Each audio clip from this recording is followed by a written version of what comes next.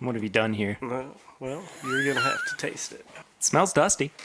It's a little dusty. Then again, I am dusty.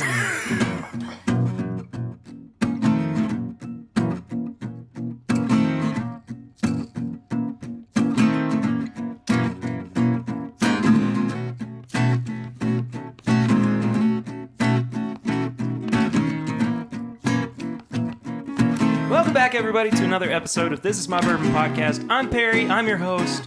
I am so excited that you guys are here with me this week, and I'm also excited to have two brand new special guests on the show. CJ Cunningham and Nate Taylor, good friends of mine, and also one of them is my boss, basically. I don't know if I would say that. But yeah, he's, I guess more or less I am, In charge of me, I am to some degree. Yeah, very, very slightly, a couple days a month, maybe. Oh, okay. Yeah. And CJ works with us, too. I do.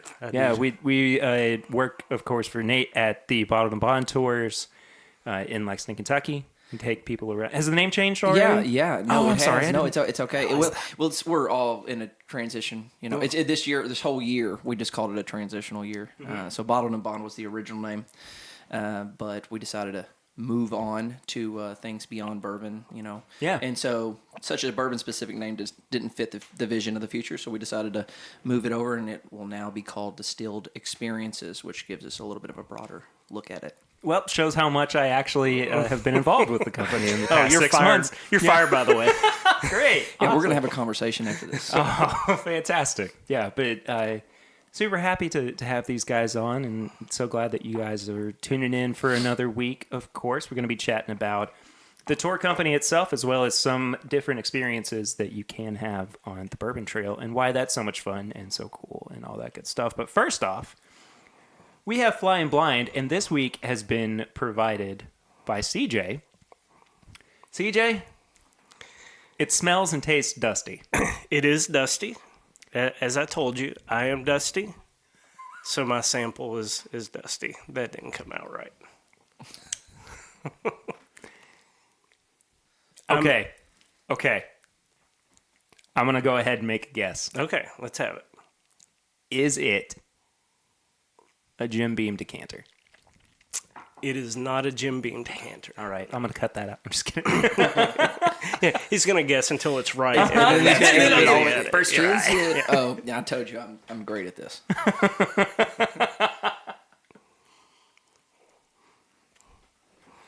I will tell you, if you've seen any of my football season specific shenanigans, then you may be able to guess what this is. The only thing that I'm certain of when it comes to CJ's football season shenanigans is that he ends up without a shirt on far too frequently. Yeah. Yeah, it's a problem. Win or lose. It's always a party. This is really good, though. I like this quite a bit. This is my favorite, and I will tell you, I ran across this kind of by accident because I was going for something for a specific year. So I bought it because of the year it was bottled. And I've spoken with people even older than me. There are a few out there that are just like, oh man, I remember that stuff. That was junk. But you know how a lot of the dusty stuff is now. It has just a very different nose, very different taste. And if this was junk back then, I wish I had started drinking when I was 14. You saying that kind of makes me think that it's a turkey product. It's because that's what a lot of people say about turkey. But now you're making the face indicating that it's not. It's not. It's not. You may not get this. So I mean, do you want any kind of hints, or are we just going to go around with this for a while? I feel like it's best if we don't have hints. Okay. All right. What do you think, Nate? Well, I'm just going to keep drinking then. My first thought on this was something Four Roses, only because it really just seems to me that it's got a rye content to it, because you can really the earthiness kind of shines through a bit on it, and so with the high rye contents that we know that Four Roses produces, it was. Now, does anyone else? I mean, do you get any butterscotch from that? Kind of. quickly in the middle of the palate. Yeah. And So that was the definitely on the first thing nose. that hit me on that. Yeah? Yeah. Yeah, I definitely get it on the nose. Yeah. Yeah, and that's probably why. And I pay probably more attention to the nose than anything. I mean, that's why, a lot of people know I love Old Forester Birthday Bourbon. I just think Yeah, it you has do. the most unique nose. And, so that kind of attracted me to this too. But it also makes for a great celebration. I'll say that. Is he trying to throw low key hints at us? I'm trying to throw some hints, man. What if I give you a year? You want a year? A year might help, maybe? That's fair, and it's probably general enough where it doesn't give anything away. Yeah. So it was bottled in 1986. So a couple of things happened in 1986 in my world. I graduated high school, and the Challenger blew up, but that wasn't really related to this at all. But it was also the last time we beat the University of Florida in football. Right? When I say we, for those of you that don't live in Kentucky, I'm a Kentucky fan. Some people have been privy to my celebration after we beat them this year because I accidentally posted it on my public Facebook. I remember that. Yeah. I remember that now. That's when I got the text from my sister in California going, what the hell are you doing? I was like, I was celebrating. Oh, wait a minute. This isn't in my closed group. Yeah. So there's your hint. If you've seen that video, and I don't know, It's been a while. yeah, it was a blur for me too. I am stumped on this one. Okay, it's a National Distillers product. Oh, okay. Yeah, but it is Bourbon Deluxe. Oh, okay. Yeah, yeah, Interesting. I don't think I ever would have gotten that. yeah. I don't think Which is why I was kind of flopping around. Well, when I found it too, I bought it. It was actually an export, and I bought it from overseas. Honestly, a lot of people that I know think I know a lot about bourbon, and compared to a lot of people we run with, I really don't. I had never heard of Bourbon Deluxe. Yeah.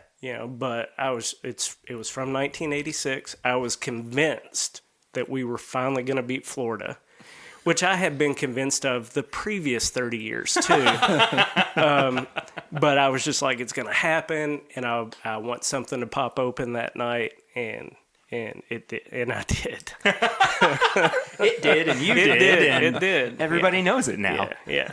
So I picked that up, and it's kind of, I got another 86 bottle. I haven't opened yet. It's an old JTS Brown, which I think is pre-Fire Heaven Hill. Yeah. Is that right? So, now we all spend a lot of money on bourbon, more than we should, but I'm more apt to spend money on older stuff than newer stuff now, just because it just seems to have so much more to it. Yeah. I agree.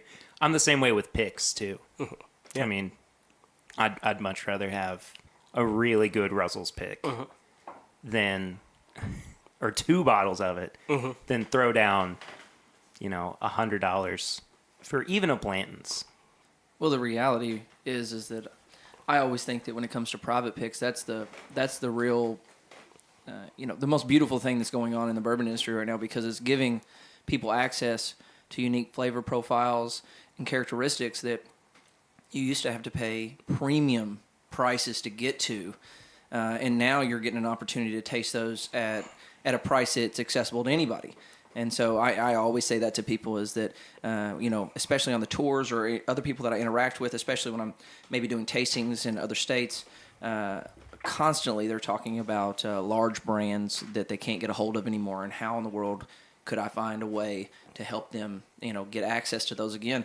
And in the reality, I always immediately say, why are you worried about that product? I get that you have some kind of, kind of care for that product line, but the reality is that you could go out there and find private barrel selections that will provide you with just as good a flavor profile, if not better, at some of those.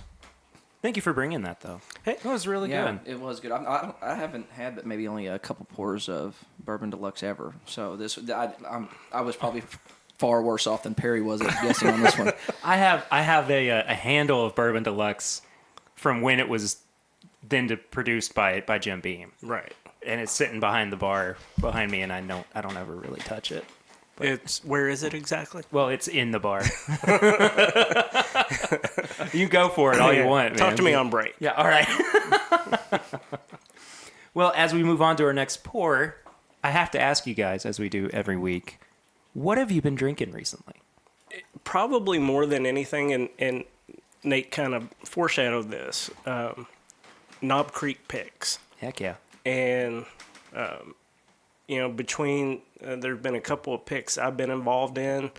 There's been a couple of picks, people we know that have been involved in, 15-year Knob Creek picks, $50 a bottle, and it's just really good stuff. So probably, and I also had someone gift me a pick from the Frankfurt Bourbon Society I'd never tasted before, and man, it was really good. So probably more Knob Creek bottle picks, barrel picks than anything at this point. Yeah, I think that private picks have been the most frequent pour for me as well. I had just gotten the absolute pleasure the last couple of years to be able to host some groups that come from the D.C., Maryland area, like 1789B, which is a pretty famous group when it comes to picking barrels. Yeah. I've been really fortunate to be able to work with those guys, as well as like the Annapolis Whiskey Society, and so usually part of the deal is that when they come down, they make sure that I get one pick of each thing that they put together. And so I just got a care package in about a week ago, and I opened one of the bottles, and I meant to bring it tonight, but I was kind of rushed out the door because we just finished up a tour today. And so really what happened was that I ended up with something I didn't mean to bring, but, apple pie moonshine from down in eastern Tennessee. There's nothing wrong with that as a nightcap. Yeah, turn off his mic. Right. Yeah. So, but either way, it's been a whole lot of that. Especially they have a couple Barton picks that I've gotten, and I'm usually not a massive fan of Barton products. Not that I dislike them. I really like their secondary age stuff. A lot of times their picks can fall a little short for me, but a couple of them that they pulled out, especially from the Annapolis Whiskey Society, were really fabulous, and so that's what I've had in my glass lately. Yeah, 1792 picks seem to be way more favorable than any of their standard offerings, which I mean, I've had some amazing foolproof picks recently. Yeah. I probably own more foolproof picks than any other, line. I'm that way with Russell's picks. Russell's and Knob Creek single barrels, for sure. Well, those Russell's picks and the Knob Creek single barrel, those picks, those are, man, I'm telling you, some of the best over and over and over again. I mean, they constantly come out and produce fantastic picks, and Russell's for sure, because as I know that you all know, and many of our listeners know, Wild Turkey is probably the most generous when it comes to picking barrels. Yes, Eddie completely wrecked one of my days. And that's not a complaint. That's not a complaint, but I was glad I was not driving that day. And it was cold. He was just like, "You want to try another?" And we were all just like, "Yep." Absolutely. I was that way one day after a Buffalo Trace pick. It was for a Liquor Barn.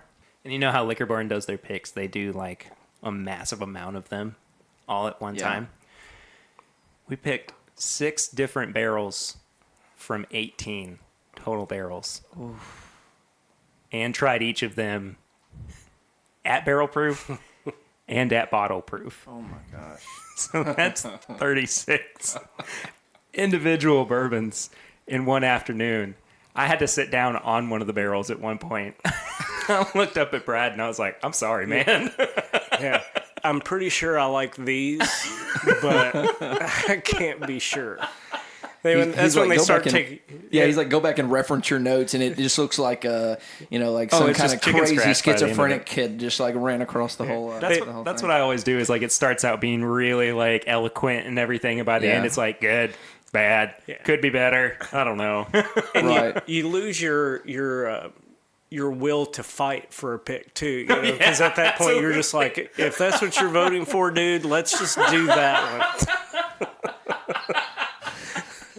Been there. So we just poured this Kentucky Owl Confiscated. Oh, I haven't said what I've been drinking. A couple of things that are really interesting. So when we were in South Carolina this past week for vacation, we just happened to be in the pool with a guy who owns a couple of different breweries. One is Ancient City, which is down in Florida. But the other one is the macro side of what he calls his life, and it's called Salt Life. And it's what they're calling the rebirth of the American lager. And picked up a 6-pack of it on the way out of town. It's really good. Now, where were really freaking good. Did you say you were in Charleston? Yeah, we were in Isle of Palms. Oh, okay. Yeah.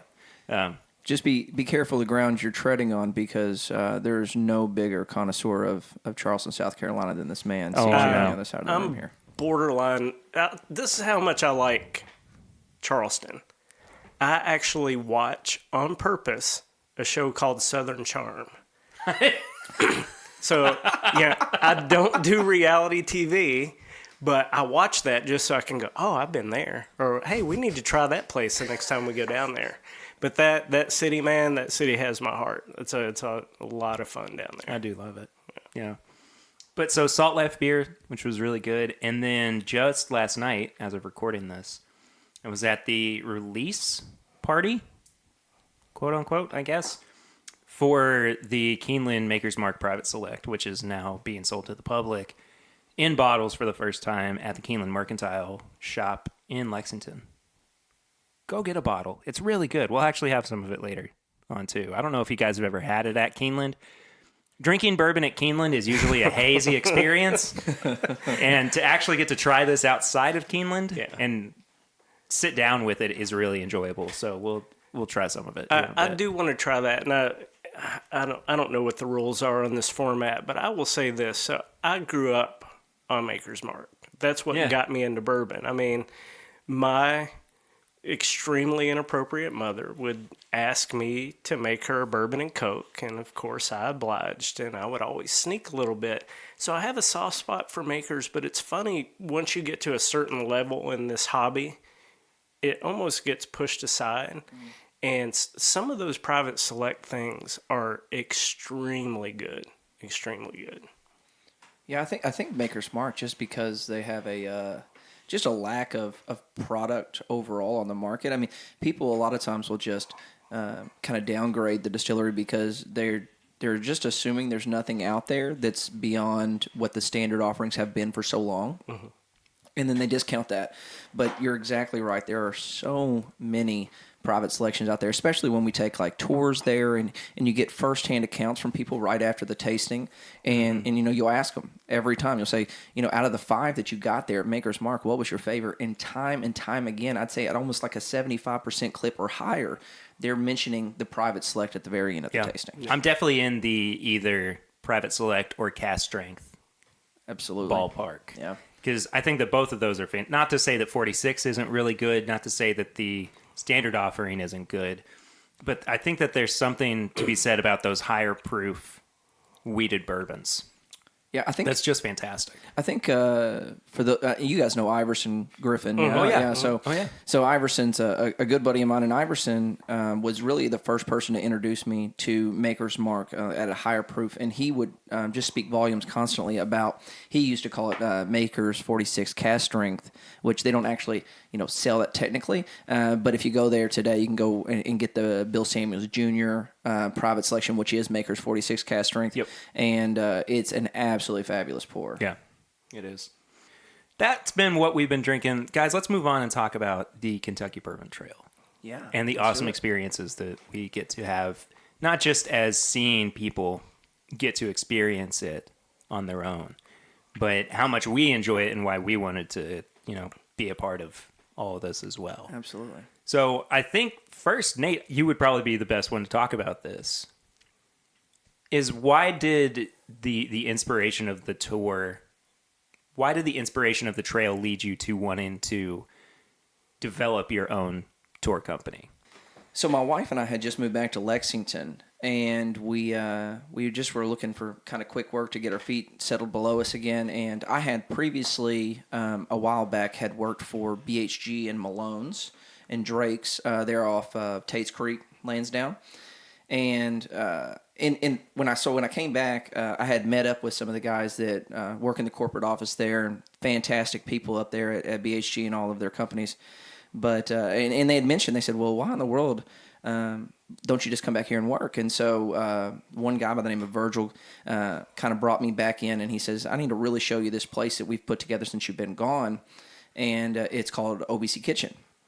And I thought, okay, I'm familiar with it. as most people in Lexington are, I guess, at this point. But he said, let me show you this place. So we went down there and we checked it out. And I'm telling you, the first time I walked through those doors, I really didn't know much about bourbon at that point. I knew a little bit about it, but I was more of a cocktail guy. And I walked through the doors, and it was just a shock and awe moment. And it was long before they did the extension, right? So it was just the one room. Right. And I mean, the bourbon on that wall just dominated the room, and it was a great experience, kind of getting to explore the space. And so I decided that I would come on as a bartender there again. And then so basically what I was doing is we were bartending pretty often, and I had lots and lots of people that would come into the bar. And as any decent bartender would do, you kind of try to get to know some people that were sitting there, especially whenever it was a slower pace like it is at OBC. And so many of the people that we were seeing were literally coming in and they're saying, oh, we're out here on the Bourbon Trail. We're going to go see some distilleries. We've come from so-and-so place. And I thought, oh, that's a great, that's a great thing to do, to come to Kentucky and see the Bourbon Trail. But what I started to notice is that I would ask, well, who's taking you? Because in my mind, I'm thinking, if somebody's going to 3 or 4 distilleries in a day and they're going to do the tastings like any sane person would do if they drove all the way to a distillery, how in the world are they driving around safely? And, as just a concerned citizen of my community, I don't want a bunch of drunk people running around the back roads of Versailles, especially because if anybody's ever been out there, the roads are not super straight, that's not good. Right? No, yeah. So either way, I just started inquiring, and I found out rather quickly there wasn't any true established tour companies here in Lexington that were taking people out. And I have always been a bit of a historian and loved that aspect of it. And so I thought, well, maybe some people might be interested in learning about it, plus having a DD, basically.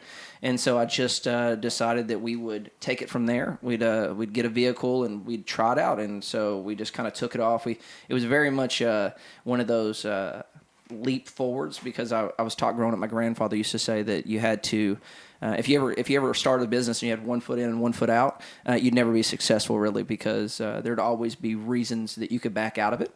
And so we actually bought the vehicle before we ever even started the company. And so that was kind of a force, right? It was a force that drove us forward. And so after that, it just developed over time. And we kind of have always let the guests be the ones that kind of dictate the way that we move via reviews and just talking with them and finding out about their experiences and trying to develop that way. I think that's one of the things that kind of excited me about wanting to come and do this with you is, not just the fact that I got to go to all these beautiful places and regularly go visit Buffalo Trace, which is like, second home almost to me. And even some places that I maybe hadn't been to in a long time and got to revisit. But just seeing kind of like the joy and the excitement for getting to experience something that I identify with as so much of my Kentucky heritage. I am always excited and interested in sharing that around, and just kind of getting to do that is really cool. Absolutely. Yeah. And when I got into it, honestly, I was sitting at the bar at OBC and you and I were chatting and you were talking about what you did, and me being who I am, I was like, oh, that sounds cool. I think I want to do that. I've only been a mortgage professional for 25 years, but, I come from kind of a different angle with this. I grew up in Frankfort when Buffalo Trace was the ancient age distillery, And I just have some deep-seated feelings about that community anyway. And I had grown to love bourbon, borderline obsessed with it. And I was like, man, that sounds like fun. And I can't remember the exact conversation, but I kind of got the feeling that you didn't get a whole lot of days off. Right. And I was just like, well, yeah, I can do this. My biggest fear in the whole thing was driving the bus. I remember that. I remember it's just like, well, you got to teach me how to drive this bus. And I think we were going to go to a church parking lot. Absolutely. And then we decided maybe that wasn't the best thing to do. I was going to teach you how to drive the bus like a 14-year-old in a back church parking lot. Yeah, it was going to be fun. But, so I kind of, on a whim, sought him out for that and still didn't know what to expect until the first time I did it. And I was hooked because there's a lot of things. We all like bourbon. We like drinking bourbon. But I'm a huge history fan, just like you are. Yeah. And you take a place like Buffalo Trace, is just steeped in U.S. history, much less bourbon history, right? Absolutely, yeah. And then you go in there, and my favorite thing to do with people there is, and they run a good operation there. They make the tour buses come park along the side of Warehouse C. Mm-hmm. So, my first experience there of just swinging those bus doors open and that smell from Warehouse C hit you. And I mean, I love it anyway, but I mean, it was like my childhood, came up through those doors, and I was just like, oh yeah, I like this.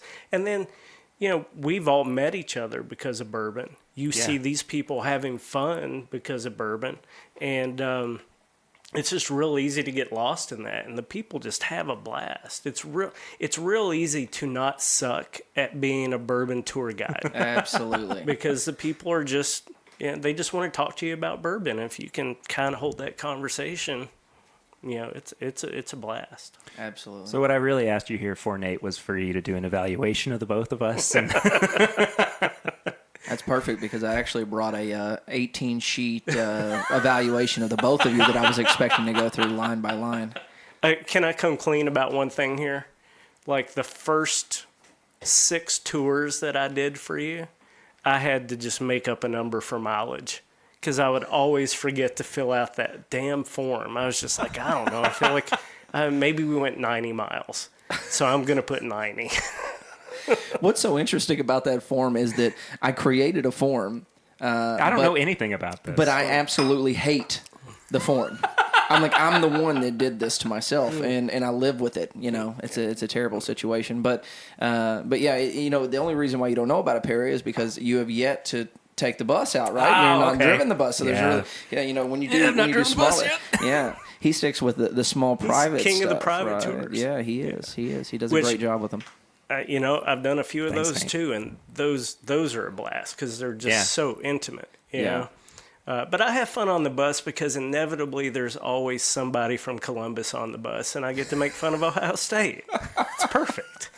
I tell you what, out of all of the states in the whole continental U.S., there is no one that we tour more than the people from Ohio, and there is no one that I know that CJ loves to rag on more than the people of Ohio. I love it, and if there's a Michigan fan on there too, I love to pit them against each other. It's a blast. Wow.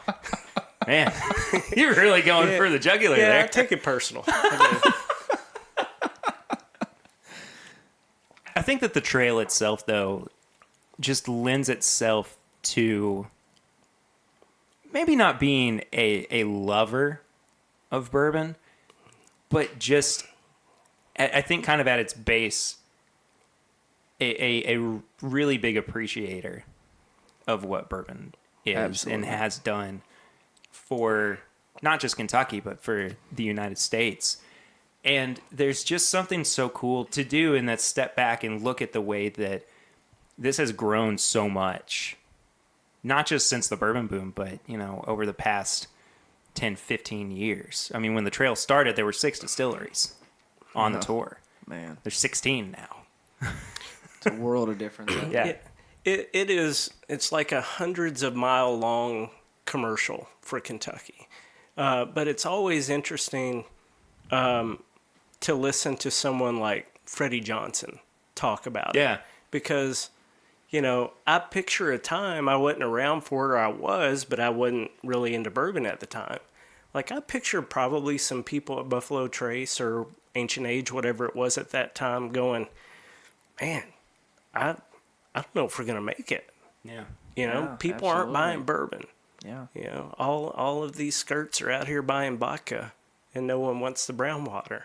Seriously, though, I mean, you think about where Kentucky's economy must have been at that time, and places like Wild Turkey, where Jimmy's been there for 63 years. 60 I mean, years, what yeah. did he see at some point? At some point, he had to look at his wife and go, honey, I don't know if it's going to work, but now look at him. I mean, just riding high. And it's such a fun experience to watch people see that for the first time. And for the industry to have gone from that surplus to a few years ago of an absolute shortage of everything that people were buying. I mean, I think that just from a numbers perspective is a true testament to the absolute love for bourbon that is really thriving right now. And, Nate, you and I had this conversation a few weeks ago now about whether or not we see the bourbon boom ending anytime soon. I just don't see it happening, and it's not even just from a domestic standpoint. I'm blessed enough to speak with high authority figures at these different distilleries quite often, and so many of them tell me that the boom's not going to stop, and all of these companies they have coming in doing these projections are telling them that it's still got another 40 years of growth ahead of it and stuff like that. But I've never gotten any explanation beyond that until about 3 or 4 weeks ago.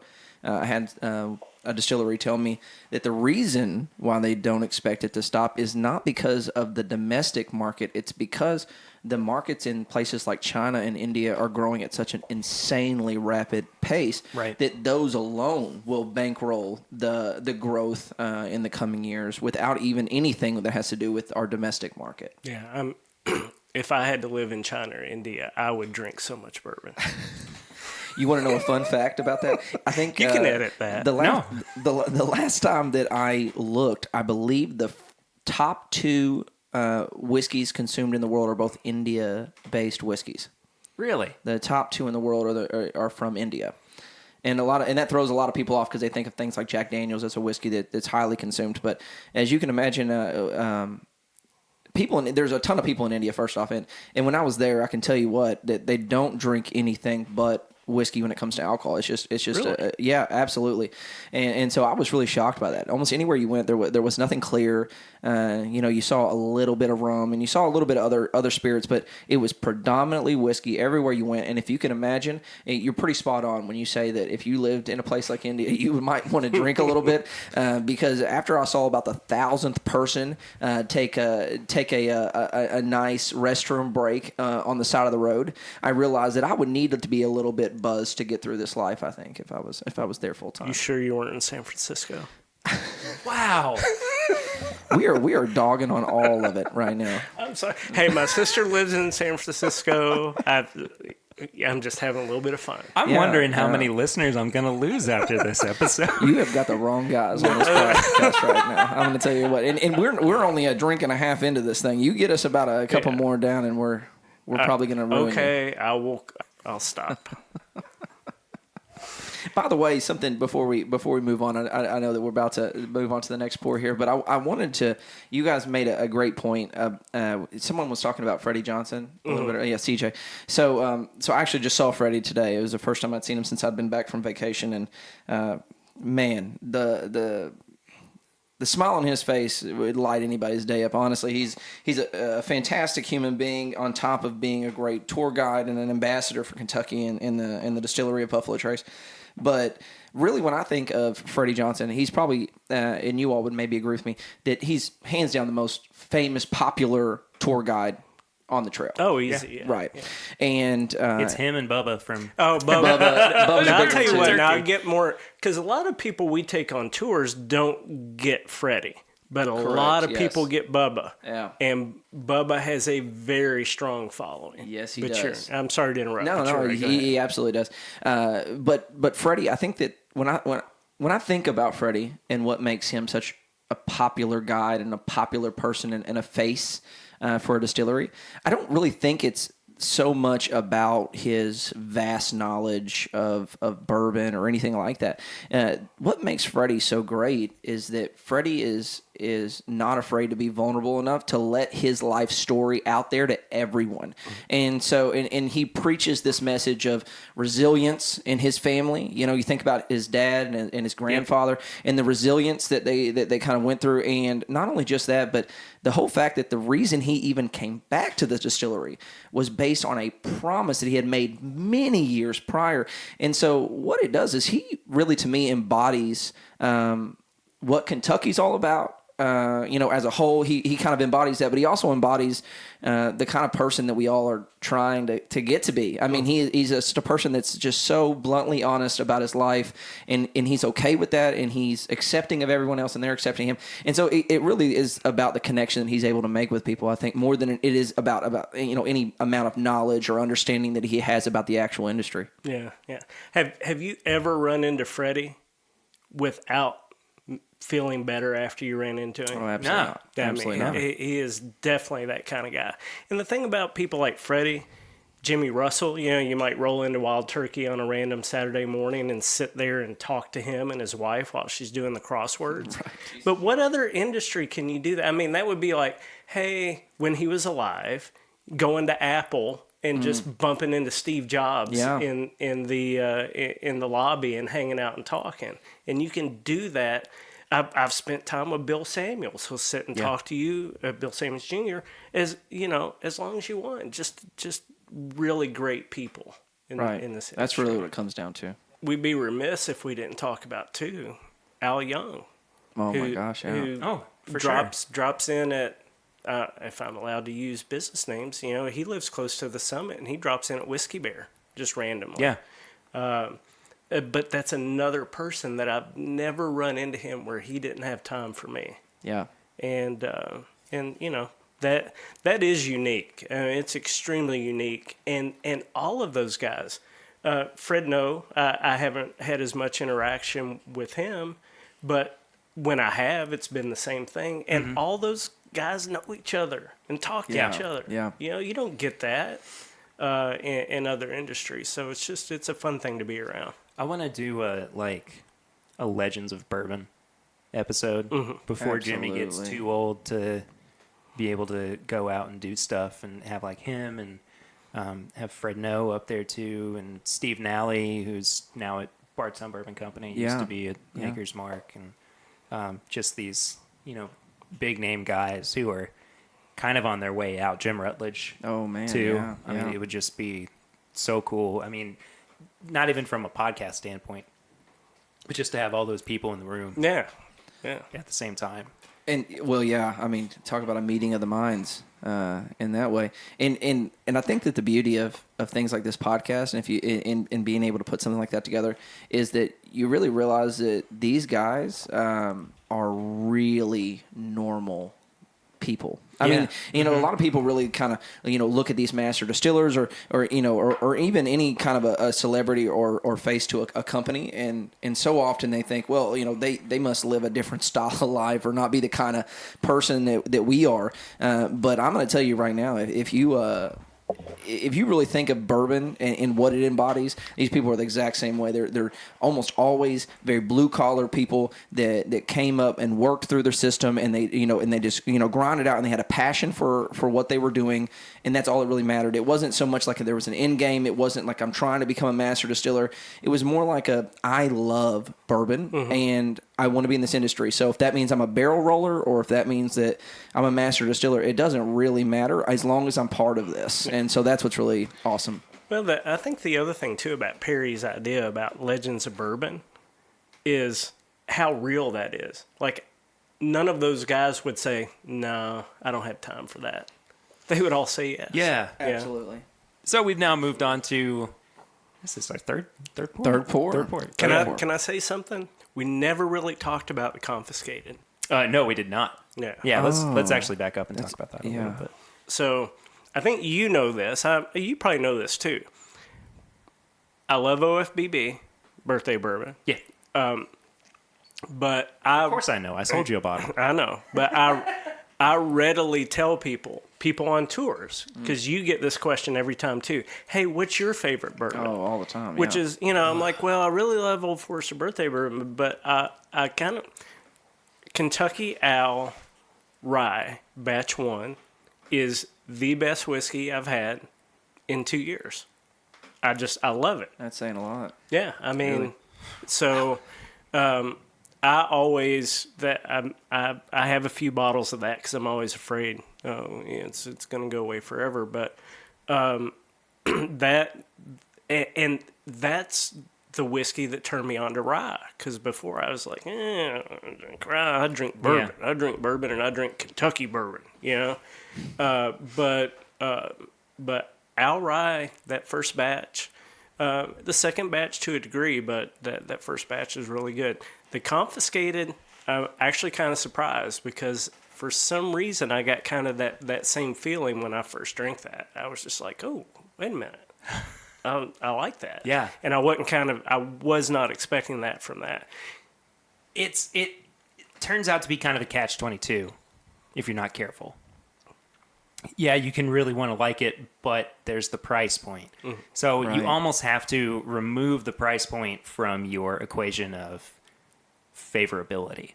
But I had this exact conversation with Dixon a couple months back where we talked about trying to remove yourself from that but part of that equation and just basing it solely on whether or not you liked it and breaking it down based on what's in your glass. And I've tried to kind of start mentally reassessing the way that I drink bourbon or the way that I drink rye and just go, do I like it? Yes. What do I like about it? Or do I like it? No. What don't I like about it? And yeah, I mean, CJ, you listen to the show. Yeah, we do a review system where we have price as one of the deciding factors. But at the same time, that is important. But I think that the price is kind of a culmination of everything else that goes into whether or not you like it or what you can find about it that you may like or dislike and everything. And I think that Kentucky Owl products are just kind of they're a really good example of that. I think I've not had a bad one. And yes, they are pricey, but I think they're worth it. Yeah, I would agree. I mean, the thing is that I know that, especially the bourbons that, let's say, reach that or, kind of surpass that $100 mark, a lot of times are really have that shock value. Original, like, soon as you see it, you're oh my gosh, $110 for this whiskey. Like, what in the world, and why would I buy that? Well, the thing really comes down to is that if you think about it, $110 sounds like a lot for a bottle of whiskey, but the reality is if you were to drink just a bottle of standard Buffalo Trace or Evan Williams single barrel, you could get up to that kind of a tab mark if you drank a bottle of that in a bar. Mm-hmm. And so the real reality of it is that people are so willing to spend that money in ways that they don't directly see that dollar sign. But the reality is they're spending that same amount of money in other avenues. So for me, it's like I'm much with you, Perry. It's more about the actual pour itself and the experience you're having in the glass. Because if I'm really enjoying it, bourbons over $100 can be, it does not shape any difference. And I know a lot of people that aren't, very wealthy people that drink $100 bourbon. And well, the thing is they're not over there smashing a bottle a night. They're having, a pour or two, true. right? So that's the whole thing is that if you really respect of whiskey and you really want to, take your time with it, enjoy it, price point to a certain extent shouldn't be the main determining factor. That's the reality of it, and that a lot of people don't really follow. To that point, too, I mean, I view this as a sharing experience, too. Mm. So, yeah, I may have paid $110, but that doesn't necessarily mean that I'm going to be consuming all $110 of this whiskey. Yeah. My inclination is always to, if I have something special like this, or I know that it's really good, Same thing goes for the BTAC. I'll share it around. Yeah. I mean, I got through last year's. I mean, I still have a little bit, but I got through last year's stag way quicker than I had intended to, just because it was so good and I wanted so many people to try it. Yeah. But isn't that what it's about? I mean, so many times you hear that a bottle of whiskey is not meant to be drank solo. If you're drinking it solo, then there's other things that you need to be worried about, not drinking whiskey. Yeah, well, you touched on this too, and I'll bring this up because it's recent in my life, and I think it's relevant. If I'm sitting around the house at night, I'll have Buffalo Trace on the rocks, and I love it. It's good. Yeah. Recently my father passed away, and I had 3 friends over, and they had also lost their father. It was Father's Day. I would have opened anything, and we shared 3 expensive bottles. They all brought something, and we were able, through a very good friend who was generous, I got the Father's Day release from the gift shop there at Four Roses, which was really good. And that's where price goes out the window for me. Yeah. That, and then sometimes, like, I see that old Fitzgerald handle sitting over there. Oh, yeah. Uh-huh. I'm guessing, what is that, like 70 something? 60 something? No, I got that off the shelf. For okay. 35. So, okay. But if I had gotten it secondary, it would have been like 70, 75. Yeah, so some of that old Fitz, I've had an old Fitz from 1968, and I mean, I would fight somebody for that again. I mean, it was that good. Every once in a while you run into something like that, and you're like, well, I know it costs a lot, but occasionally I want to have that experience. Yeah. And so that and sharing it with friends is when price goes out the window. As far as the Al products go, now that I've actually tried the confiscated, I'm more willing to pay what it costs. Yeah. Before, and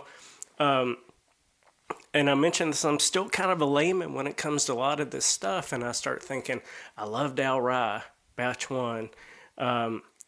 Batch 2 was good, and now they're coming out with confiscated. Well, what are they doing here? Are they reaching for things? Is this gimmicky or whatever? And then I taste it, and I'm like, oh, no, I would buy that. Yeah. So, the tough part is we can't try everything, unless you have a successful podcast. Or you can go to OBC Kitchen. Or there OBC you go. Kitchen, yeah. We're really plugging them today. Really, I guess the biggest issue with a lot of these high price whiskeys is that these days, because the market is becoming more and more oversaturated, you're getting so many people in the game that are just out for the cash grab, and they've got these gimmicky things that they're just running to try to get people to spend a lot of money so they can make a lot of money really quickly. Mm-hmm. And I think that in a way that could have potentially, contributed to this issue that kind of makes you skeptical as a real true bourbon drinker to just jump in on them, because there's a lot of bourbons out there that are over $100 or over $70 or over $30. They're not even worth half of that amount of money, just simply because they weren't a well-crafted whiskey. And on top of all of that, you just know that you're supporting the wrong kind of people, because those kind of people are not here to help our communities. They're not here to help our state. They're not here to help our industry. Mm-hmm. They're really just here to make a little money and then move on to the next project. Yeah. And I've seen that, and I won't use particular brand name because I don't want to do any damage to anybody. Right. But, you see stuff on the shelf, and you're like, I'm not spending $180 on that because I have no earthly idea what that's like. Exactly. But back to the point, that particular bourbon I'm talking about, I did get a sample from Iverson at OBC, and it was pretty good. I was still not going to spend $180 on it, but at least then you get to make an informed decision. But yeah, there's a lot of that out there as well too. Yeah. We've talked about this much about tours. Oh, I know. That's okay. This is every bourbon conversation I've ever had. Well, it just goes down. There's so many avenues. And I mean, I know we'll come back around to it too, because it is, again, just part of the experience of drinking bourbon in this day and age. Being able to be in Kentucky, going to distilleries like we are able to. But this is an important part of it too. being able Absolutely. to just talk about what we're drinking and Yeah. the experiences that we have with it and everything as well. And we've been lucky. The three of us have been very lucky in the ways that we've been able to interact with the industry. Anyway, so for in a sure. way, maybe there's some unique views that other people really haven't got to. There's not a lot of tour companies out there. There's not even if there no matter how many tour companies there's, it doesn't really matter. The point is there's not a lot of people doing the things that we do. We drink whiskey, but not a lot of people are going to distilleries day in and day out and interacting with the industry so often. So it really gives maybe our perspective might be slightly skewed compared to the average drinker day to day. Thank you, CJ, for bringing back up the Sorry. confiscated. But we did just pour this Keeneland Maker's Mark Private Select. I think it's really good. It is good. So I did not know this until this event last night. Keeneland was the very first company to go to Makers and do their own private select. Really? I had no idea. Not just that, but every time that they've done one, it's been the exact same combination of staves Oh, I didn't know that they did for the first time. And nobody knows what it is. Interesting. They do not release that Oh, information. they to don't the put that public. on the bottle? No, Yeah, they usually don't. it's marked The on the stickers, back. the That's so stickers on interesting. there, Oh, they just don't mark it. they don't mark it. Interesting. Well, when you go there, if you go there for a private pick, there's that wall there on the side where that they did all that blown glass on the side there, and they've etched every name into one of those like teardrops. It's like, yeah. Really? It's etched into each one. So every time someone does a pick, their name will be etched into one of those blown glass teardrops on the back. And I think that's the only reason why I knew Keeneland was the first one, because I remember looking at it and going to the very first thing and seeing Keeneland there, and I thought that was really just kind of an incredible thing. But yeah, it's really interesting always. There and Four Roses does the same thing with the small stave pieces where they put the names in there. It's always so interesting to look at those boards because you'll realize that there's a lot of bars, a lot of liquor stores and restaurants that you've probably patronized at some point in your life that have come through there, and it's really interesting to kind of make that connection. I don't know if Jim Beam still does it, but they did that with the Knob Creek picks. They would print extras of the little chrome labels. And when you're actually at the distillery doing the picks and you walk through the bottling line, you look to the left and all of the different stickers, the chrome plates, are on the wall. And so you just see them from all over the place, and it's really... That is cool. It's really It's cool. very, very cool. Yeah. What are we talking about? Wait a minute. Where was I? Oh, yeah. What are we doing? Well, speaking, let's talk about some of those. We're talking about tours. We're talking about experiences. There are a lot of these obvious ones that we hit every day. But, we haven't really talked about some of the new players. Yeah. And I have been fortunate. I've been on a couple of picks at New Riff. And Lucky. yeah, I got to tell you, that place puts together a really good experience.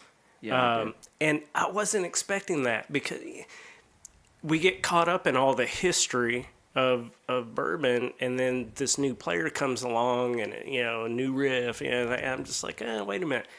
And actually, you drove the first pick we went up there. I remember that. I remember that, Yeah. and I wasn't sure what I was expecting, but I was very impressed. And I've been on another one since then. And by the way, on top of that, they're producing some really good whiskey. Yeah, it's Yeah, really they really amazing. are. Yeah, and it's young. So I mean, what are we going to be talking about when it's 8, 10, 12 years? So a lot of places like that, Wilderness Trail, Yeah, those kind of absolutely. places. And Nate and I have talked about this because you can only do so much out of Lexington. Even going to Maker's Mark can be a real challenge logistically on a tour. But I think that next level, and Nate and I have talked about this a little bit, is being able to get into some of those craft distilleries. Right. And building maybe custom experiences at some of those places. So the biggest one for me out of all of the new players has actually been one that's sitting on the table, Bardstown Bourbon Company. Not only have they been extremely gracious and kind and welcoming to us and me in the podcast in general, but everything that they do there is a world-class A-plus 5-star experience.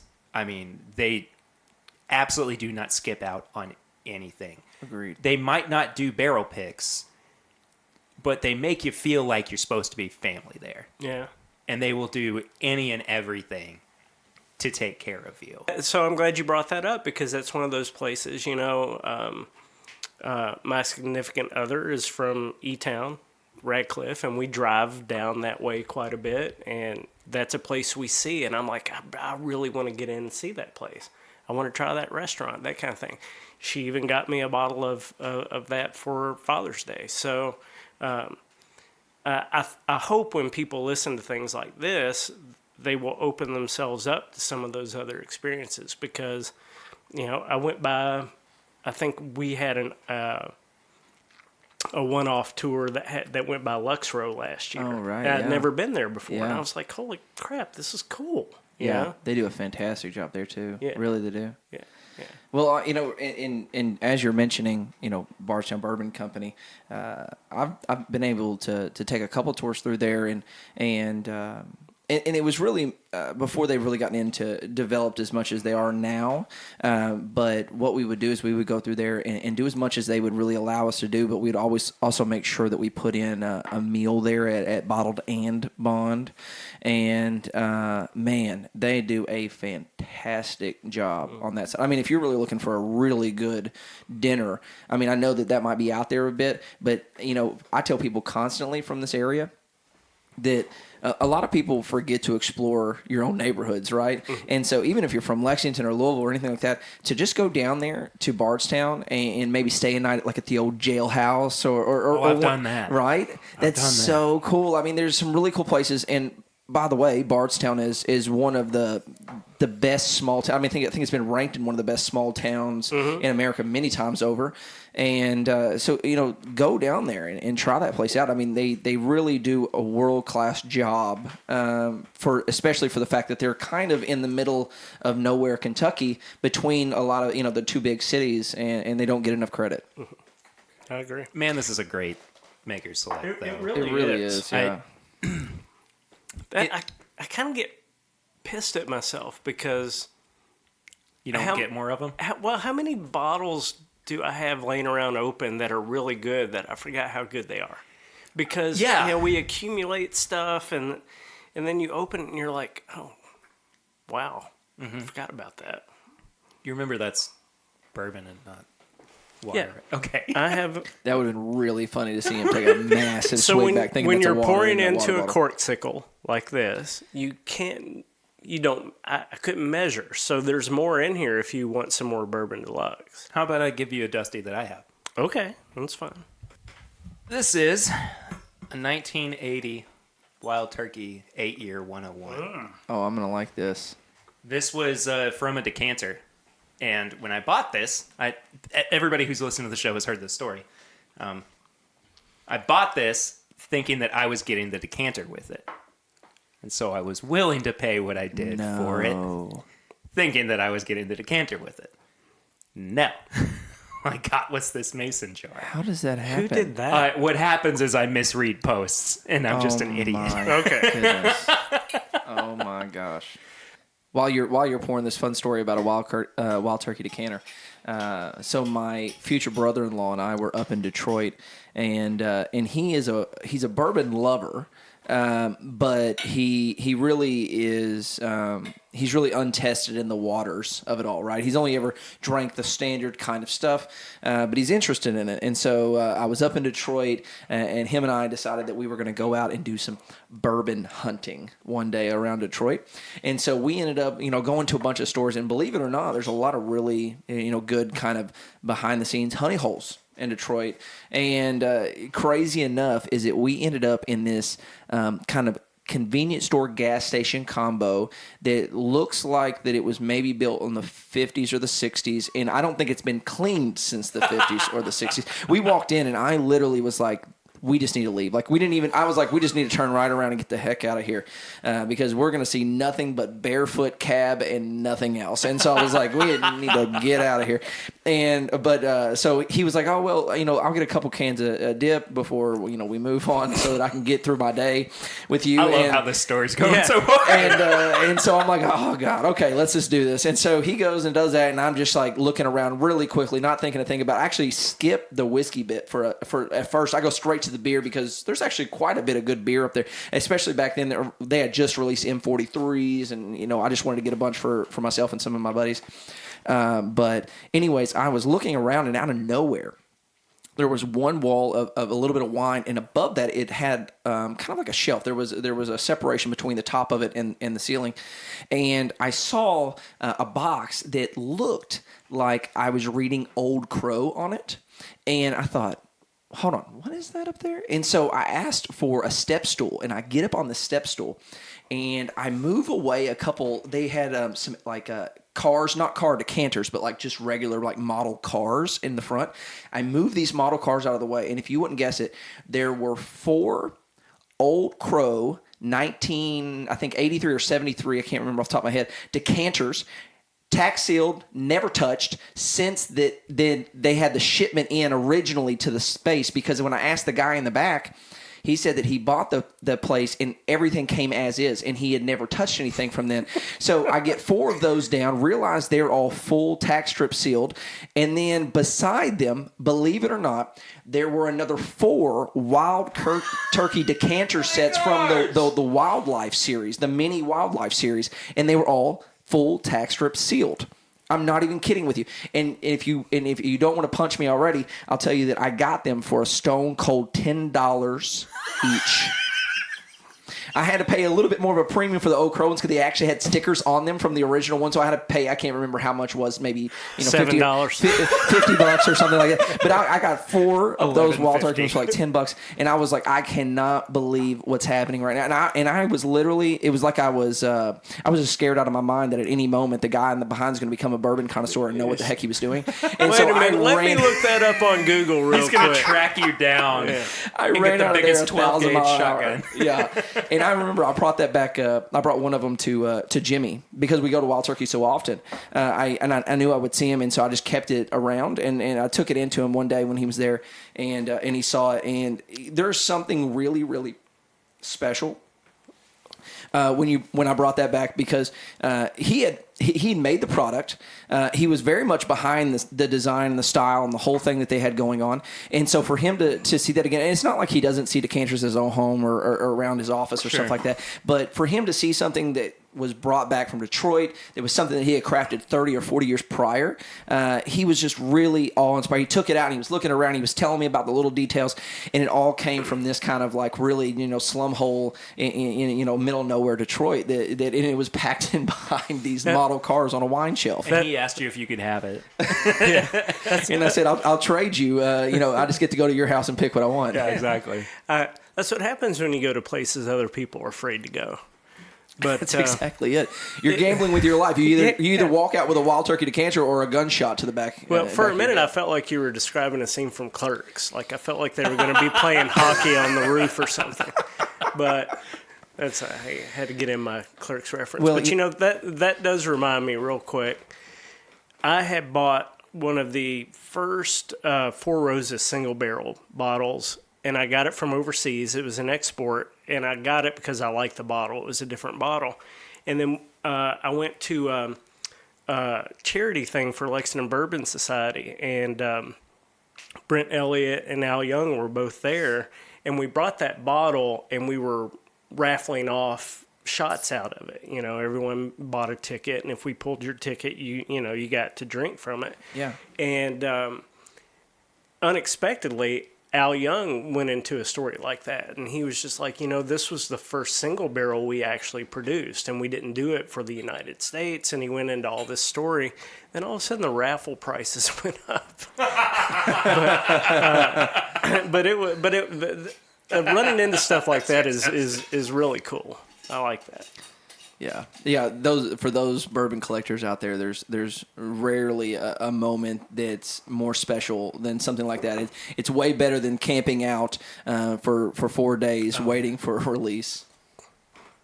So CJ's making a face at me, by the way. Yeah, this is insane. Yeah, it's really freaking good, dude. Yeah, for someone that didn't realize how much I like turkey until they started drinking old turkey. I mean, just amazingly good. Now, don't get me wrong. I preach it all the time. Turkey 101 is my go-to. It's my daily drinker. But this is that cranked up to the max. People give turkey no credit. Yeah. They really don't. Yeah, I can't talk for a minute. Are you crying? The experience is overwhelming, CJ. There is something about, I don't know how to say it.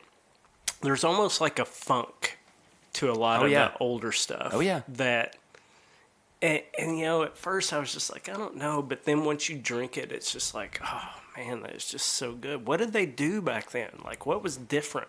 There's the rumors that, they didn't clean the pipes out as well as they do now. So there's just this buildup of some of the old funkiness from... Well, they need to quit cleaning pipes. Yeah. I don't know if the FDA is going to be okay with that. See, I said I wasn't going to go political, but this is what happens when government gets involved in stuff like that. Hands off our bourbon. Oh, man. No, this is a great pour, and this is, I think, the oldest thing that I own right now. What year did you say this was? 1980. 80. Yeah, I was still alive. So thank you for this, because Yeah, of course. I've had a lot of people talk about Dusty Turkey. I've had a lot of people talk about the cheesy gold foil, which I've still never had. Yeah, that lives up to the hype. That was really, really good. It is, yeah. That's good to hear. Absolutely. Yeah. Should we talk some more about the trail? I feel like we've... I feel like there are still experiences. I mean, I haven't gone 100% of the way through the trail just yet. And I don't know if it's just that, I haven't had the time or whatever, but I like that there's always kind of something that's a little bit out of reach or that I haven't quite gotten to experience yet. And even with the trail, there's something to be said about that too. And you're talking about, pours that you haven't had yet, bottles that you haven't been able to experience yet. And I think that there should be in bourbon something that you're always kind of looking forward to, something that you want to move on to, something that's a next step. And I feel like there is the potential for somebody to go to a distillery, and I won't name names because, I have preferences, other people have their preferences, but they'll go to a distillery and they'll say, that was just not a great experience, it just wasn't for me, and then they get kind of turned off by it. If we had all had Benchmark as our first bourbon, Right. and then said, never mind, don't want to have any part of that, we would have missed out on so many things. We would have missed out on Dusty 1980 Wild Turkey 8 Year 101. But I think that my advice to people is to keep giving it chances. Even if you don't like the bourbon, there may be tours that you really like, or the scenery is really beautiful. I feel like there's something for everybody in bourbon trail tours, whether or not you're a bourbon aficionado or connoisseur or whatever. Yeah, so, my significant other, when we go on the tour, Nate has put together a great little piece that's on the back of your name tag, and it's a tasting wheel.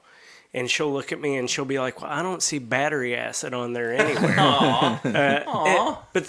But I will tell you, no one loves to go look at Woodford Reserve more than she does. If you go to the property at Castle and Key and you sit by that waterfall and you sit by their aquifer, and several people that come on the tours, both men and women, are with their significant others, and one of them doesn't have any interest at all in the bourbon, but they certainly appreciate driving by the horse farms. They appreciate learning the history and they may or may not taste the bourbon at the end of it. But that's kind of a real weapon that the Bourbon Trail has, is to get to these places, you have to pass by some amazing countryside, and everybody loves that. And just to cut in real quick, I think that's part of what you were saying is the commercial for Kentucky. It's not just the bourbon, it's everything that surrounds the bourbon and where it's produced. Right. And I think one of the first things Nate kind of trained me on or taught me when he was telling me, okay, this is how the tour experience is from the time you step on that bus, everything that you see, smell, taste, hear is Kentucky. And the bourbon is a big part of that, but the music we play on the bus, the horse farms that you drive by, the places we stop for lunch, and the people that work in those places, man, that is Kentucky. Because you want to blow somebody away, bring someone from Long Island on that bus, let them experience the people of Kentucky. I mean, they don't know what to think. They're like, "Holy crap, is that real? Why are they so nice? Yeah, are they really that nice? Because, why did they say no, thank you?" yeah. So that's a big part of the trail. I think what you're going to see going forward, I think with what Nate and other companies want to do, and if you put me in charge of the Bourbon Trail, which I would have to question your business acumen, but they've put together a great product. They have a great product to sell, but there is going to be people that are coming back the next year that want the next level. So, is there a way to incorporate a barrel pick into a tour? Is there a way to, at the end of the tour, have a private tasting, with one of our bar partners? Do we tie in with certain hotels or bed and breakfast to create? And I think this is why Nate went from Bottled in Bond Tours to Distilled Experiences, because we're not just going to be doing tours at this point. We're going to be creating experiences. And I have, my sister lives in California. She works in the wine industry. I've been on a lot of wine tours, and people always enjoy them. But the big difference is at the end of some of these bourbon tours, I'll hear people from other states go, "I could live here." Mm-hmm. Yeah. I love this place. And you don't necessarily get that in other places. And I think that's where, we're just honestly blessed to be in a position to deliver that to people. And I think it's a great thing for the state and for the industry. I mean, just to add on to that, one thing that there's very few things that I ever actually repeat on the tours. I'm pretty off the cuff constantly. But one of the things that I do repeat quite often is at the very end, I tell people that, first off, I genuinely hope they had a good time. And I absolutely put my best foot forward to make sure that was the case. But more than anything, I tell them that, I hope you enjoyed the tour. But what this is all about is that I just want you to fall in love with Kentucky. It's bigger than just bourbon, even though the bourbon is probably really the reason they bought the ticket or they wanted to come out here with us. The reality is it's much larger than that, because Kentucky is bigger than just bourbon. It's bigger than just horses. And we've said it time and time again already. It's so much about the people and the culture that we have here. And it's really intoxicating if you let it be. And to tie it kind of back to kind of what Perry was saying, so many times when people visit distilleries, especially local folks, they visit them, they find their favorite, and then it's almost like they pigeonhole themselves. It's like, I can only enjoy this distillery or this product. Like, this is my product. Well, you should try to open your mind a little bit, because you're going to find these distilleries like New Riff and like Lux Row and Bardstown Bourbon Company that are really doing great things out there that can provide different experiences that you're not getting somewhere else. But not only just that, you got to open your mind to the fact that Kentucky is just it's just a fantastic state that offers so much that even the local people more than likely have not really explored it the way that they should. And so often you get people that really close their mind up in a lot of ways, especially when it comes to brands and things like that. And they really, they're really just, taking away their own opportunity to experience some really cool stuff. I can't say that I'm not guilty of that either. I mean, I was saying at the top of the episode, I go to Buffalo Trace and I feel like I'm coming home. It's just kind of a safe spot. I know what it's like. I know the people there. Yeah. I get to interact with familiar folks, but yeah, I mean, I do want to go and expand my experiences. We haven't even talked about the fact that there's an entirely different Bourbon Trail tour to go on, which is the Craft Trail. Yeah. That's another different aspect. Thing, yeah. And I mean, they're at 20 different distilleries now. That's crazy. And they'll keep growing. And there's some great stops on there too. Wilderness Trail, we've already talked about. New Riff's on there. Limestone Branch is on there. Willet. Yeah. I mean, there's so many awesome places to go. But if you just have this really narrow view of what you can or can't do, you're going to miss out on so many different experiences, so many different opportunities that are out there. And I would even encourage people to not just go on the Kentucky Bourbon Trail. There's a Tennessee Whiskey Trail now, too, which is really cool. I like that there's this... All right. I'm just kidding. I mean, I like that there's the expansion of it. I like that it's, now whiskey is now becoming so popular across the United States that there are enough distilleries and enough experiences to be had where something like the Kentucky Bourbon Trail can be, to a degree, replicated. Or it can be, people see it and they go, I want that. I want to be a part of that. Yeah. And I have no problem with the Tennessee Whiskey Trail, but... Look, all that comes from me hating Tennessee football. It has nothing to do. I will say this. I flew back from Florida this week.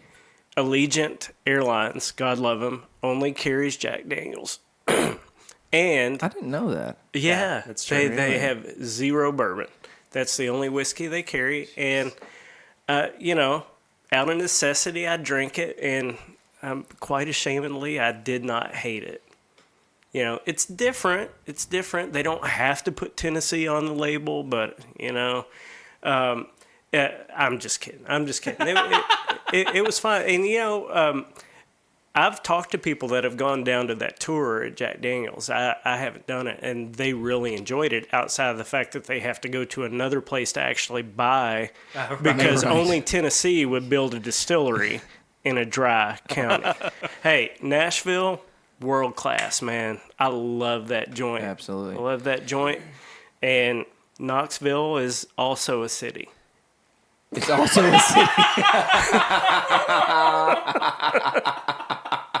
All right, well... Hey, I tell you what, another cool city in Tennessee that a lot of people haven't given a lot of credit to in a while. Chattanooga. I love Chattanooga. Chattanooga's a cool city. Chattanooga whiskey is producing some really good stuff. Yes, it is. Yeah. Their cast strength is pretty daggum good too. Yeah. And you want to know a fun fact I found out today? Not really a fact, I guess, but Castle and Key is putting together their yearly cocktail events tomorrow. And so they had 70 submissions. I was there today, and they were telling me a little bit about it. They had 70 submissions, and they chose from 10, or chose 10 out of the 70. And out of those 10, 2 of them are from Chattanooga bars. Wow. So That's crazy. it sounds, and I asked them a little bit about it, and they said that whiskey, and even though that we know Castle and Key is producing vodka and gin only right now, and that's really what it's about, but the cocktail that they put out was kind of based under the scenario that it needed to be kind of a riff on a classic, and so it didn't have to technically be vodka, gin, or it could have been whiskey. It didn't have to be their product technically, but 2 of those were coming from Chattanooga bars, and they really were talking about how that this whiskey revolution, this whole crafting farm to table revolution is really taking hold now in Chattanooga. And I already thought it was a cool city. And when I was there a couple of years ago, I went down to watch Elton John in Chattanooga. Nice, yeah, that's right, awesome. Yeah, he was pretty good. And and so I got to explore the town a bit there, and so it's really nice to see that they're coming along really well down there. Yep. That's a good point. Nate, what did you bring for us to try? I'm dead serious when I say that I got off that tour and I was already 10 minutes late out the door, and I literally pulled the first bottle that I literally saw, and that was a bottle of apple pie moonshine. If you think I'm kidding, I'm not kidding. And here's a fun story about it. Here's what I'm going to tell you. Here's what I'm going to tell you. I know that I've let you both down, but I thought you were just kidding. No, Yeah, I I'm thought not. you were joking too. I'm not. So I am dead serious when I say that I was in and out of my house in probably about 5 minutes, and about 4 of that was my wife telling me what I needed to be doing. And so, my mind was not in the right place, to be fair, and I was really rushed over because I was so excited to see the setup process of this whole podcast bit, right? And so I'm literally open the fridge, grab a bottle of water, and right there on the top shelf is a pint of apple pie moonshine. And I thought, oh my gosh, I got to bring something. Swing, let me grab this and throw it in my backpack, and I'll take it with me. And here's one thing. Got to give me some tiny inkling bit of credit here. I'm going to give you credit. Yeah, it's you okay. could have just brought water, but I that's fine. could have just brought water. I could have also brought Tennessee whiskey, right? I mean, it could have been worse. Okay, all right, let's have the moonshine. Well, just so you know, and for the people listening out there, so my family history kind of is kind of steeped in the bourbon, the legal bourbon side of the world. But oddly enough, my wife's family is a little bit steeped in the moonshine industry. That so a lot of them come from that culture of making moonshine, and so it's very interesting the dynamic that we have sometimes. But this comes straight from one of them, and I think that they at some point are maybe 3rd or 4th generation shiners, and so a lot of times it's really really really good. And I know it doesn't go really great with a bourbon podcast, but either way, it's the origination. I cannot wait to try it. I wish you had brought some vanilla ice cream. Perry, Because I like my apple pie moonshine. oh my gosh, a la Perry. mode. Our freezer's a little empty right now, so I'm sorry. Do you have any bomb pops? Because apparently I learned in Florida that you can make cocktails with bomb pops. What do you mean? Yeah, you know the red, white, and blue. Yeah. Popsicles? No, I'm familiar. Yeah, I'm familiar. yeah. But I'm confused about the cocktail aspect. How you're making a Well, cocktail by with a bomb pop. cocktail, I mean you stick your popsicle down in a glass of vodka, and that is now a drink. Yeah. Us millennials are really being creative these days. Yeah. Yeah. Really creative. I'm feel getting like, a headache, and Yeah. it's not from the bourbon. Who's my gosh. excited? Oh God, that looks like it has like chunks of apple pie in the bottom. That looks like when you leave a glass of bourbon out overnight, Yeah. and all the alcohol is evaporated, It's and all cloudy. you have is the barrel residue I have left. some 1968 early times that looks just like that, and I'm afraid to open it. Yeah. Don't be scared. The only scary part of this drink, and I'm not joking with you, is that it doesn't even taste like alcohol. It just literally tastes like apple and cinnamon. And so you got to be really careful because this is one of those that'll bite you. What? Hey, CJ, what is- you remember that time you got roofied on a podcast? If you thought that win at Florida video was bad, you wait till he gets done swigging this. We're and going what we do. streaking in the quad. I just want to know what apple That's pie. actually really good. I want to know what apple pie moonshine's like out of a Glencairn. Do it. You don't want to chug it? Honestly, no, I gotta admit. I'm gonna swig it. Yeah. I gotta admit that's good. So is there cinnamon in that? Yeah. Cinnamon's a big part of it. Cinnamon's hard to say Yeah, after a few of those. After a few of these, especially if you swig it a couple times, you won't ever be able to say it again. Wow. That's pretty good, right? That's really good. I'm not gonna lie. Oh snap! Yeah. That's the scary part of this moonshine is that they literally are so good at making it that you don't even see it coming.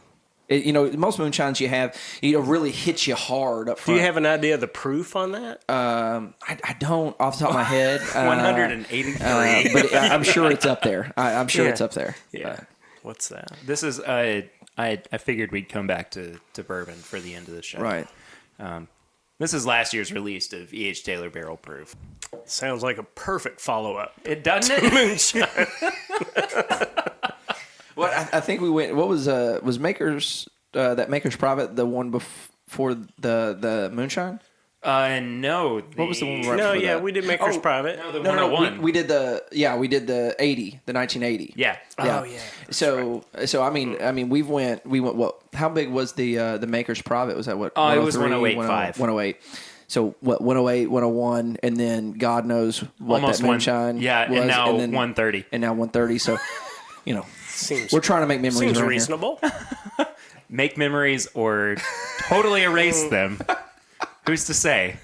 But I would love to hear from people if you have been on the trail, what have been some of your favorite stops, favorite memories that you've made, all that. And, I will also put a link in the description of this episode to the Distilled Experiences website if people are interested in checking that out. We'd love to have you along. Yeah. It's a great time. Yeah. And any of the three of us would be great tour guides. Yeah, absolutely. We have a lot of fun. Like, I don't know what other companies do or what kind of experience they produce, but I like ours. We get a lot of good feedback, and I think it's a good way to experience the trail, especially if you've never seen it before. There's some good education between stops, I think. Yeah, absolutely. And real quick before we move on, I am interested in hearing from you two. What's your favorite place to tour? Like if you could, the ones you've toured before. Obviously, there's some out there that you haven't been to before. But out of all the ones that you've personally toured through, what's your favorite? I've done multiple different tours at Buffalo Trace. There's just the standard one. There's the behind the scenes. There's the Bourbon Which is Pompeii. the Trace tour, and then the Hard Hat is the behind the scenes, and then the E.H. Taylor tour is yeah. Let me throw in there, I've also done the Ghost Tour on Halloween, which is pretty badass. Awesome? Yeah, I'm sorry, go ahead.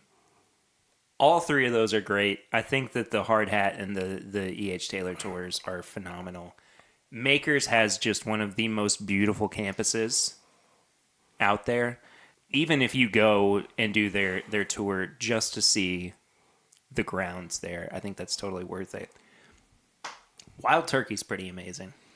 It is. Yeah. They do a fantastic job of showing the whole process, and they really, the people there are so down to earth, and they are fantastic. Yeah. So for me, I mentioned that I'm a history buff, so I love Buffalo Trace because there's just so much there. But I will tell you, my favorite tour hadn't been brought up. It only happens the first 2 Saturdays of December, and that's the Christmas tour at Maker's Mark. Yeah, the Candlelight Tour. Yeah. Candlelight Tour. It's self-guided. You just get to kind of wander around the property at night. They have like bourbon cider and bourbon balls, or hot apple cider and bourbon balls on the porch. Bill Samuels Jr. is normally hanging around. You can dip your own bottle, the holiday bottle. It's very, very unique, and it's probably one of my favorite experiences in bourbon, period, to go down there for that. I've been on a lot of tours. Understandably so. Yeah, but so I won't get into like the one-offs or the small ones because you guys have already mentioned some of the best on that. But I just can't keep myself back from just saying that Castle and Key provides. If you're just talking about a walk-in, get a ticket for a tour, and take off. There's not many out there that even hold a light to what they're doing out there. They have really, from the beginning, crafted something from beginning to end with a lot of thought and a lot of intent. And so, just quick examples, things like the fact that it's not a one guide tour. There's 2 guides on every single tour, so that the main lead can guide it. But the thing is that so many people have questions right all the time, and those questions hold the show up. And so what they do is most distilleries will shrink the tour down because they expect those questions, and the timing needs to be right. Well, with them, they say, okay, we'll just put 2 guides on this. One will continue moving, and then if you have any questions, just go to the one in the back, and the one in the back will take care of it. And the coolest part of that is that the one in the back always has a headpiece in, and so if they don't know the answer, that headpiece is connected to the highest distillers, the highest administration in the whole distillery. So the question will get answered immediately by the authority on that subject. Yeah. And so you're going to get the best answer possible all the time. And not only just that, but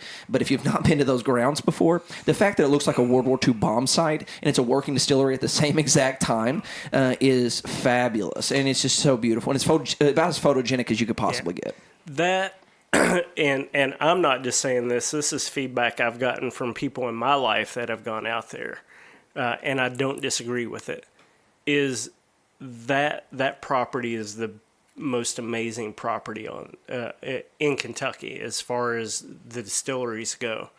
And what they chose not to fix is part of what makes it even cooler. Absolutely. Yeah, they're just like, no, because a lot of places would be like, well, we have to tear that down and we have to make it look right. And they've said, no, we're gonna create a botanical garden here for our gin. And I'm not a gin drinker, but their gin is really good. Yep. And just so you all know, the fall release on that gin's coming very soon, I hear. So this is my podcast exclusive. Right, it's going to be really, really good. As long as we're talking about it, can we just have one cheers for Marianne?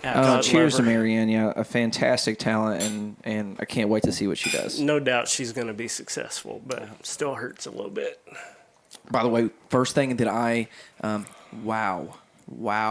Sorry, that bourbon literally was so good that it stopped me mid-sentence. That was that E.A. Shaler barrel proof. Oh my gosh, This pour is fantastic. Woo, hallelujah. So, so today, just one more quick thing about Castle and Key. So I was there today. And I decided to go out with the group and just kind of explore the. It's always fun walking around, even if you're not learning something, even if you're not even listening. If I'm just trailing behind, just being able to walk around the property is something really cool. But I got in a conversation with the secondary guide, and she was like, "Oh, did you know how much they were producing here when National was running their whiskey out of there?" And I was like, "No, I don't think I've ever been told that they were making 1,000 barrels a day." Oh my gosh. 1,000 barrels a day. And so I was like, what does that even mean when it comes to the equipment that it would have taken to do this? And so we get talking about it, and she had seen this kind of laying in the brush and kind of looked at it and asked some questions, I guess. Either way, out by Warehouse B, the really long rick house at the end of the property there.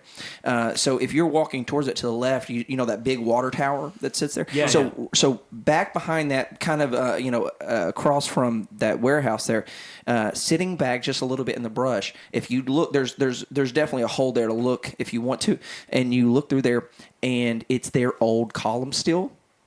Wow. And Oh my gosh. I'm not even joking with you when I say that she told me the dimensions of it. It was a 72-inch column still. It looked, you could have walked through it. You could have stood, because it was on its side, and the plates are still in it, and you can see the plates. But literally, you could have stood up and walked straight through it. It was that big, and it was the most insane thing I've ever seen. I feel like when it comes to a column still, just sitting out in the wilderness. We should totally steal it. We're going to steal the Declaration of Independence, but it's a column still. That is something that I wish that Marianne had pointed out to me when I did my episode with her. Oh my gosh! Yeah, I wish I had known that.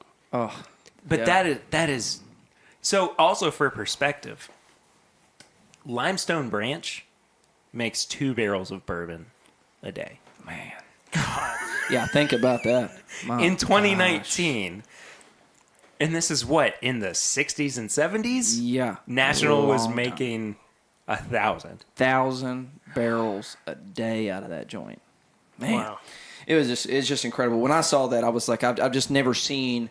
I don't know of any column stills that breach 6 feet and that are operating today in Kentucky that I know of. I don't know what Jim Beam's producing. I don't know the size of their still. But see, Jim Beam's special because they have multiple distillery sites. Exactly, but do any of their sites have a still that it's that size? I don't know if it's that big, but I'm just thinking,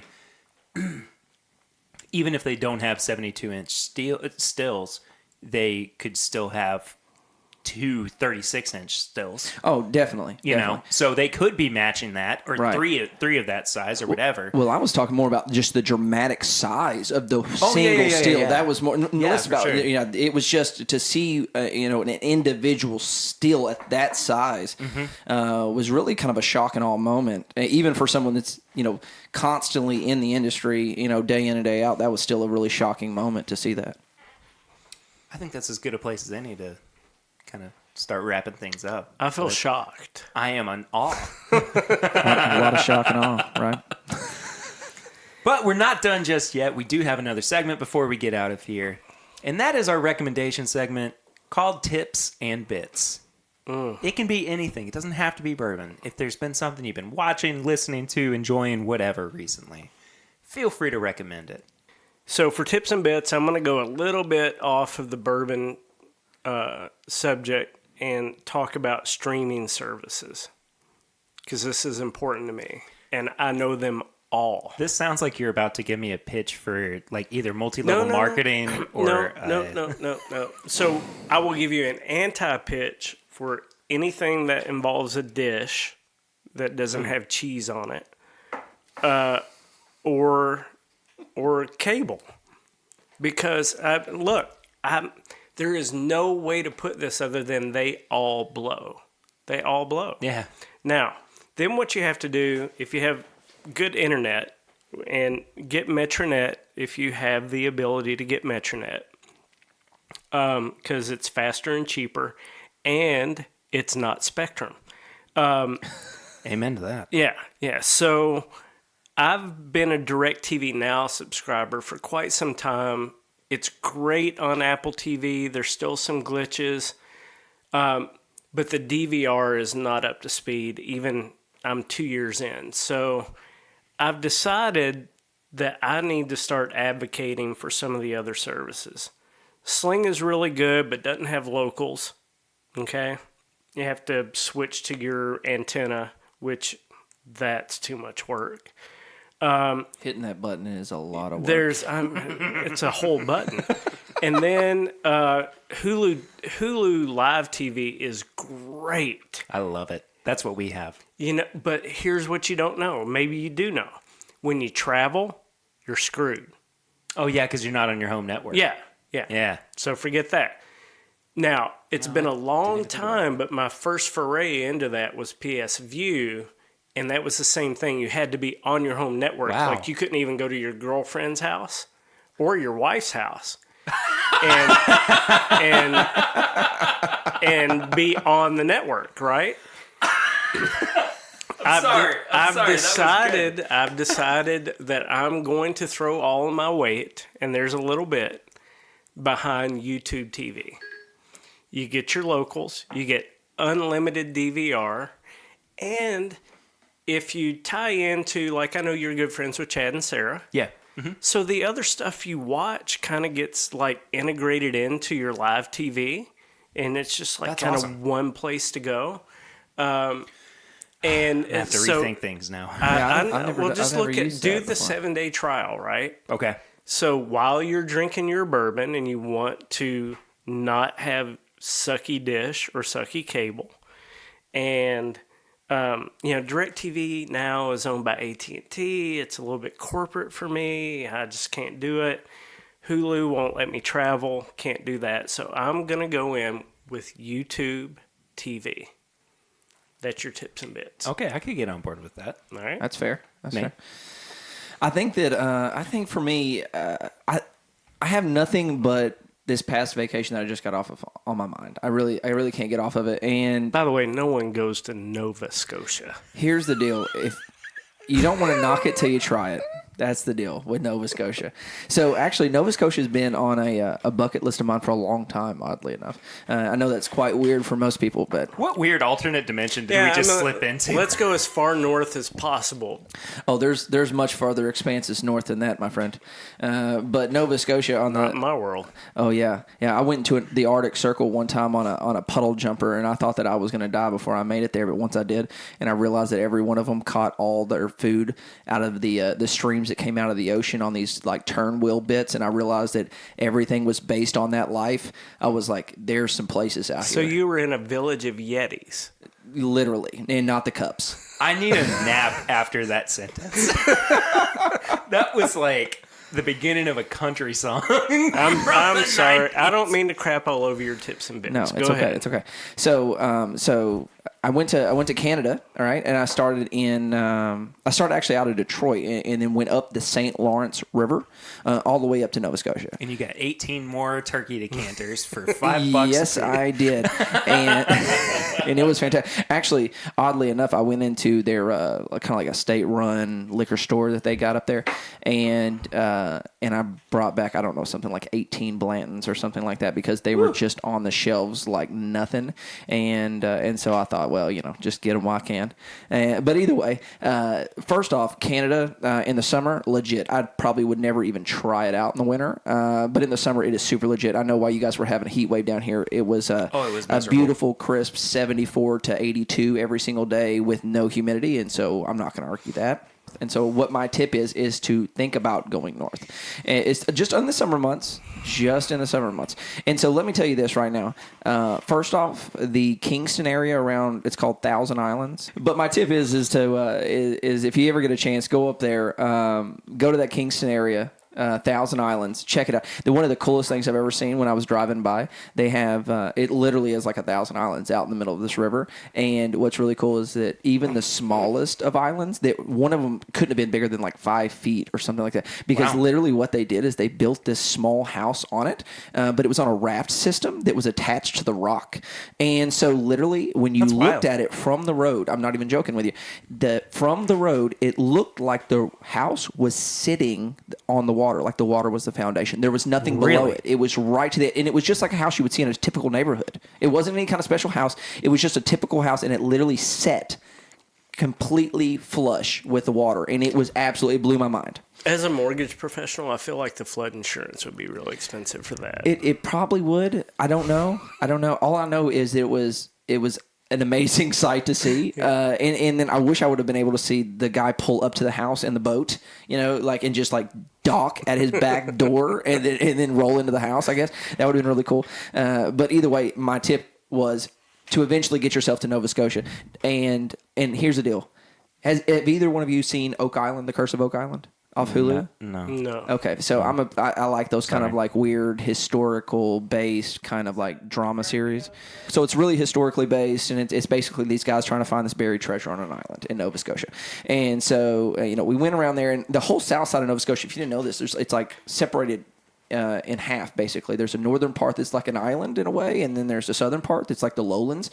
And the Highlands literally is like the Highlands of Scotland. Looks just like it. And so the tip is go to Cape Breton. That's what it's called, Cape Breton. And it might be one of the most fantastic places that I've been from a national park standpoint. It's unbelievable. And if you go in July, which is hands down the best time to go because it's actually warm, or warm-ish, what was really neat is there's this place called Meat Cove, and like MEAT, like Meat Cove. I was going to say, I thought you said Meat Cove, but then you did. It really is called Meat Cove. I was really worried about where they got the name, but I have always wanted to go to Canada. Yeah. I mean, legitimately, like there are some beautiful places up there that I would love to visit. So to finally get through my tips and bits, the last bit of it is that in July you go up to Cape Breton, and up there, if you didn't know it already, the whales come in, they migrate into that tip of that St. Lawrence River there. So there were belugas and humpback whales. There were, many varieties. And literally from the coast, like you can camp or you can stay at a hotel or whatever, but you can stay there. And literally if you you look over that northern cove, you can see the whales coming into the cove. You're literally like whale watching from a campsite. So for me, at night, I'd start a fire. I'm out looking over like a sunset at Cape Breton, and these whales are coming in. I've got a glass of whiskey in the hand. I don't really know a better place to spend an evening than that right there. And so that is my tip: is to make yourself up to Nova Scotia. Take a risk in life and go north instead of south and try it out. When you put it that way, I mean, I think I might have to. I can't even be a smart ass about that. I can't. But seriously, we tell people to try different things in bourbon, right? Oh yeah. So. Yeah, I get it, but it would have to be summer. 100%. There's no way I would go any other time. We stayed in an Airbnb, just like a room, not even a whole place. We just stayed in a room, and we got in there, and the two people that we stayed with, no joke, they used to own a tour company in Nova Scotia. right? Small world. And so Comparing notes. Yeah, right, exactly. So we're just me and the dude ended up staying up forever one night just chatting about all that kind of stuff. And he was telling me, he was like, from I think he said May to end of October that they stay there, and then they kind of go south after that because they said it's literally almost unbearable how bad it is. Well, my tips and bits this week are in the form of music. I have been on a bit of a Tyler Childers kick recently. Ooh, He's fantastic. He is incredible. But I also recently discovered a semi-new artist. His name's Ariel Posen. I think I'm saying his name right. He is maybe my new favorite modern guitar player. Absolutely fantastic. So like blues guitar? Yeah, Or? I wonder what kind of... It's blues with hints of like soulfulness to it. There's some classic rock vibe to it as well. I'll post a link in the description of the episode too for people to find him. But man, he's so good. He popped up on Instagram for me one day, and I just could not stop listening to him. I think he's just a phenomenal guitar player. He's kind of in that same vein as like the bluesy side of John Mayer, but his guitar playing is a little bit more aggressive, kind of Stevie Ray Vaughan-ish, I would say. So, Do you have a favorite song so far? Angeline is his most recent song that came out and is really, really good.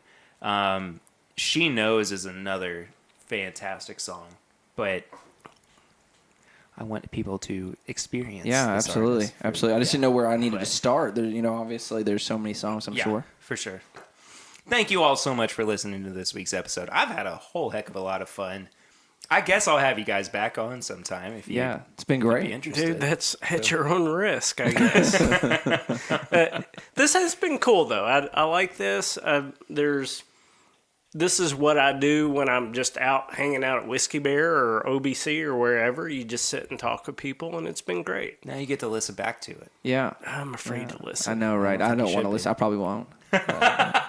But it really is about the communion, right? It's really fun just to sit down here with some friends and share a couple drinks and just chat about stuff that you're interested in. There's nothing better. Absolutely. Well, thank you guys again so much for being on. Thanks for having us. Thank you all so much for listening as well. Is there anywhere on social media that people can find either of you if they would like to do that?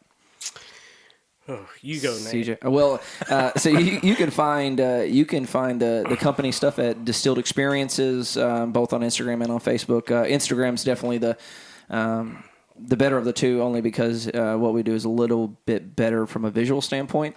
But yeah, and if you're interested in Nova Scotia pictures and things about Meat Cove, feel free to. You can also follow my personal Instagram page, DJ Natey Nate. As far as finding me on social media, I mean, I do some stuff for work. I'm a mortgage professional, so you can find me at American Financial Network, which is afncorp.com/CJ Cunningham. Fun.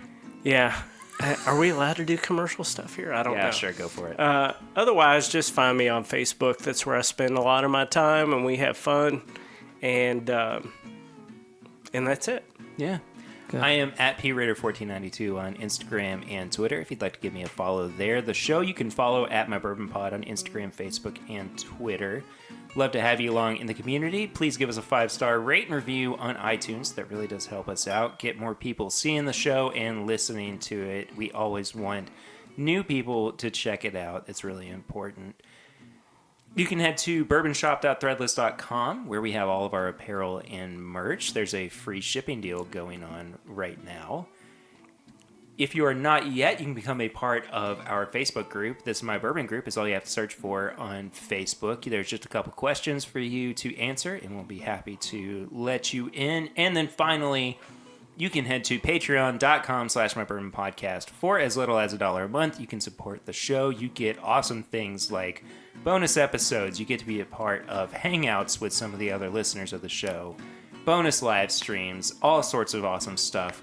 Again, that's patreon.com/mybourbonpodcast. We would love for you to be a part of the Patreon community. Thank you again to Nate and CJ for being on the show. Guys, it's been a whole lot of fun. Really appreciate it, man. It's been a great time. Yeah, me too. It was a blast. Great. I will see you all next week, but until then, I'm Perry, and this is My Bourbon Podcast.